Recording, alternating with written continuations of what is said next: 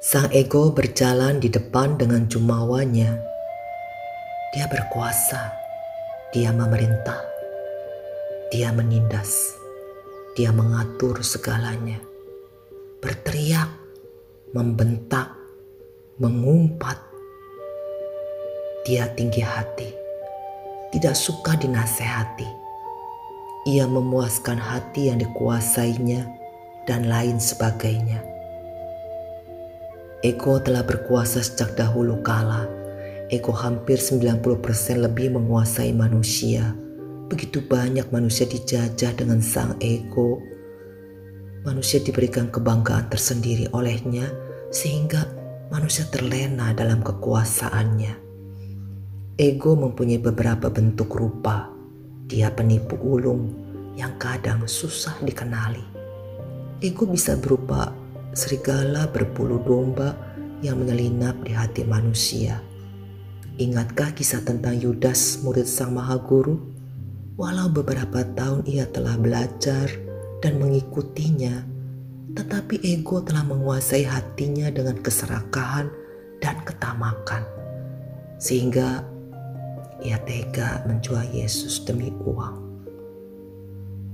Ada manusia terlihat begitu manis di mulut dan sikapnya, namun jika ego sudah menguasainya, tinggal tunggu waktu, ia akan memperlihatkan wajahnya pada akhirnya.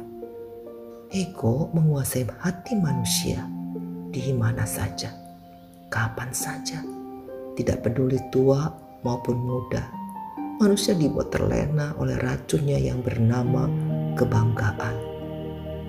Ketika ego sudah dilepaskan, manusia dibuatnya bangga, puas, dan terlena.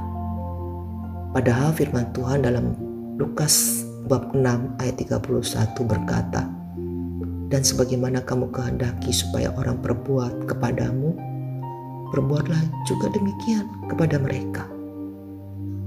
Di sisi lain ada manusia yang tertekan yang bernama Batinia. Batinia mempunyai sisi yang berbeda. Dia lemah lembut, pemurah, pengampun, rendah hati. Ia tidak mudah tersakiti dan ia penuh kasih. Ego bertentangan dengan kasih. Ketika kasih hadir, ego segera menyingkir. Salah satu resep yang harus kita lakukan adalah janganlah kita memberi makan si ego dengan rasa puas. Ketika ego mulai mau menguasai kita, menyingkirlah sebentar. Buatlah diri kita diam dan tenang.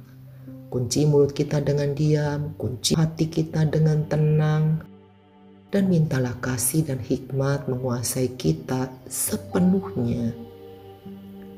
Sang bijaksana Raja Salomo mengajarkan, permulaan hikmat ialah perolehlah hikmat dan dengan segala yang kau peroleh, perolehlah pengertian. Takut akan Tuhan adalah permulaan pengetahuan. Tetapi orang bodoh menghina hikmat dan didikan.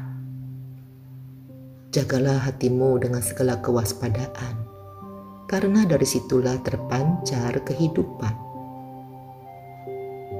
Janganlah meninggalkan hikmat itu, maka engkau akan dipeliharanya. Kasihilah dia, maka engkau akan dijaganya.